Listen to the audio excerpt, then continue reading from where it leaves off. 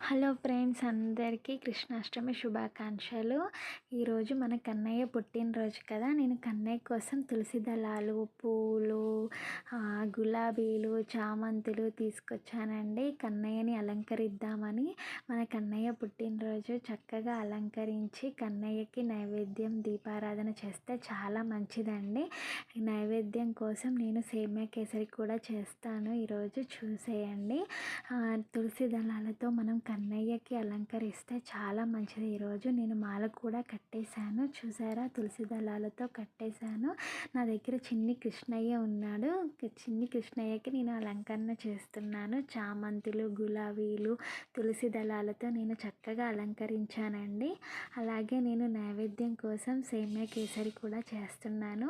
సేమియాని నెయ్యిలో వేయించుతున్నానండి. Goldish colour వచ్చే వరకు వేయించాను.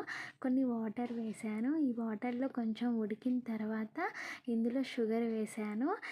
షుగర్ వేసుకొని మనకి ఇష్టమైన డ్రై ఫ్రూట్స్ కూడా వేసుకోవచ్చు. బాదం, పిస్తా, జీడిపప్పు అన్నీ వేసుకోవచ్చు. నేనైతే పిస్తా వేసాను, ఇలాచీ కూడా వేసాను.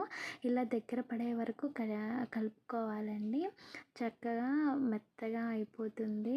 సేమియా మెత్తగా అవ్వకుండా, మొత్తం ముద్ద ముద్దగా అవ్వకుండా ఉండాలంటే మనం నెయ్యితో వేయింపుకుంటే చక్కగా బాగుంటుంది. సేమియా కూడా చూసారా, ఇలా అడుగంటకుండా కలిపేయాలి. కలుపుకుంటా ఉంటే దగ్గర పడిపోతుంది. కేసరి చక్కగా రెడీ అయిపోతుంది. నేనైతే కంటిన్యూగా కలుపుతూనే ఉన్నాను అడుగంటకుండా. కేసరి చూసారా చక్కగా రెడీ అయిపోతుంది. నైవేద్యం ఇలా పెడితే కన్నయ్యకి చాలా మంచిదండి. నేనైతే ఎప్పుడు ఇలాగే కేసరి చేస్తాను నైవేద్యం కోసం కృష్ణయ్యకి. వెన్న ముద్దలు కూడా పెట్టచ్చు. కృష్ణయ్యకి వెన్న ముద్దలు అంటే ఇంకా చాలా ఇష్టం కదా, అందుకే వెన్న ముద్దలు కూడా పెట్టచ్చు. ఇక్కడైతే నా నైవేద్యం కూడా పూర్తయిపోయింది. ముందుగా గణేశునికి నేను నైవేద్యం పెట్టాను, తర్వాత కన్నయ్యకి పెట్టాను. దీపారాధన చేసేసాను. దేవుణ్ణి మనస్ఫూర్తిగా దండం పెట్టుకుంటే మనకు మనశ్శాంతిగా ఉంటుంది కదండి. పూజ కూడా ప్రారంభించేశాను.